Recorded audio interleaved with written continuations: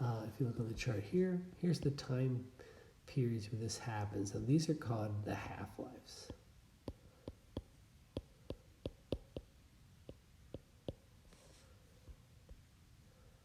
And a half-life, and it's a weird way to say it, but a half-life is the time it takes for half the original amount to decay.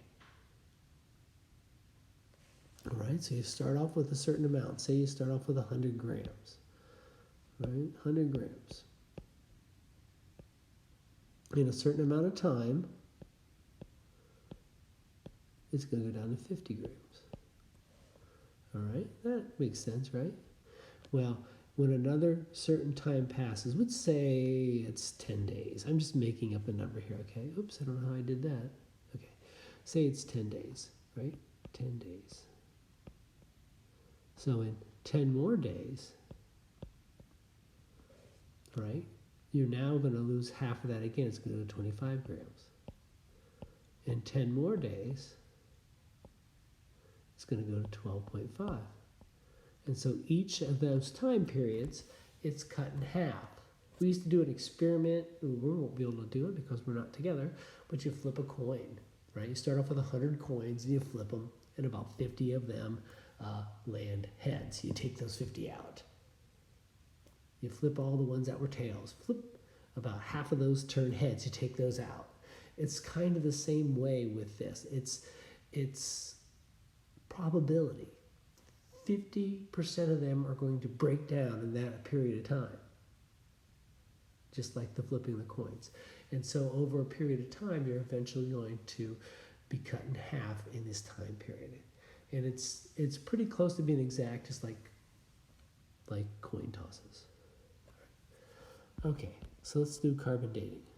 So we can use this idea that radioactive materials are going to break down at a pretty consistent rate, and we can use it by using the isotope carbon-14 to figure out how long something's been dead.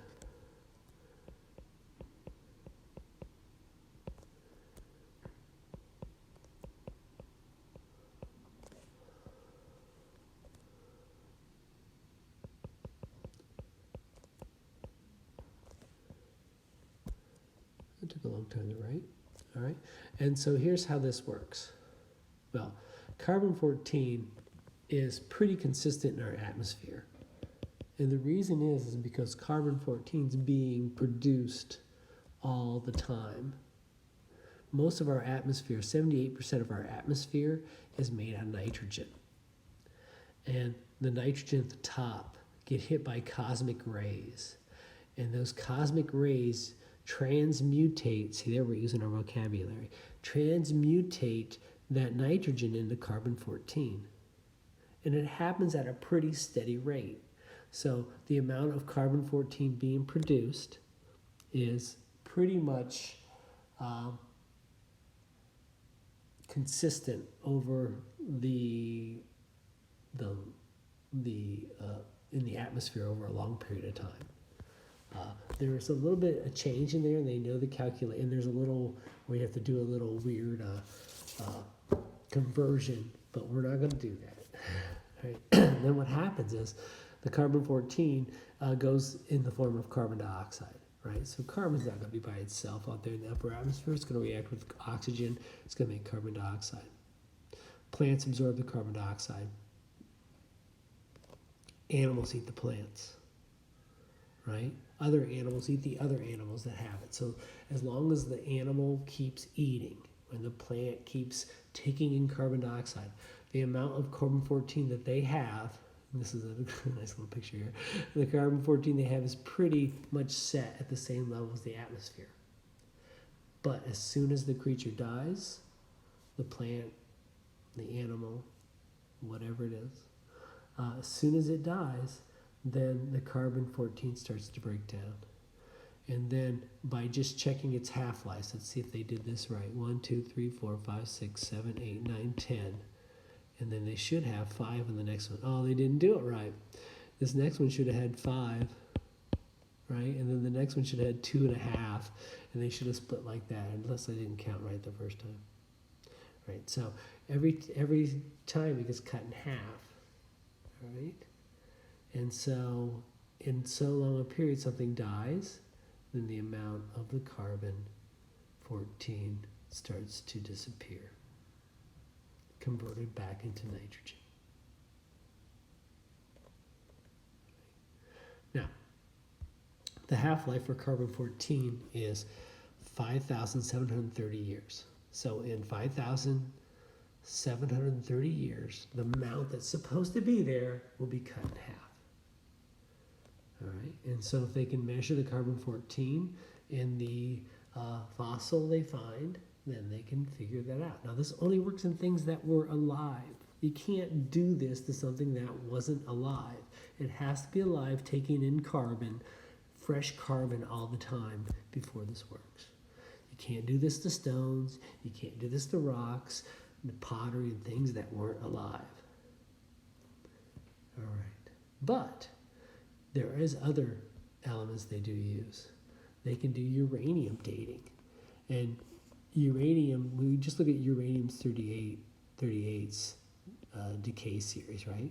Uranium-235 is the stuff that they can make the atom bombs out of, right? So it also goes through a decay series too. It doesn't explode, it just goes through a decay series. And it'll break down. And the uranium-238 goes to lead-206, and the uranium-235 converts into lead-207. So they go to different kinds of lead. Most lead in nature that's not made from uranium is lead-208.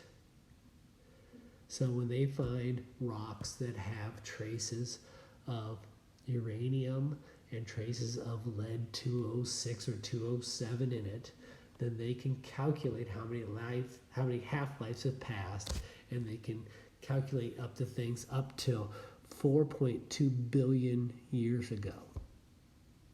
So if they tell you how old the moon is and stuff like that, they're calculating that by uranium dating. That's pretty good because our best guess is that the Earth is about 4.6 billion years old, and 4.2 billion gets us pretty close to that.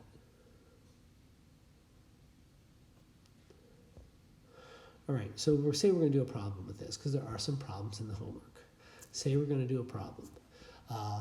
Say that there is 1/16 of the carbon-14 left. Right, we're not going to use the real numbers because I don't know the exact amounts in the atmosphere. We're just going to get the gist of this thing, right? So how many years has this thing been dead? Only 1/16 of the carbon-14 still exists. So it has went through how many? 1/2, right? 1/4, 1/8, 1/16.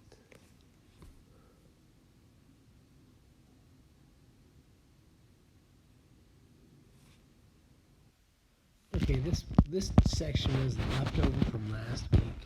I didn't want to go over our allotted time, so with this section then, answer questions 25 through 33. There'll be another lesson coming up later this week, and we'll get our time in. So this was a short video, and I hope you enjoyed it. Thank you.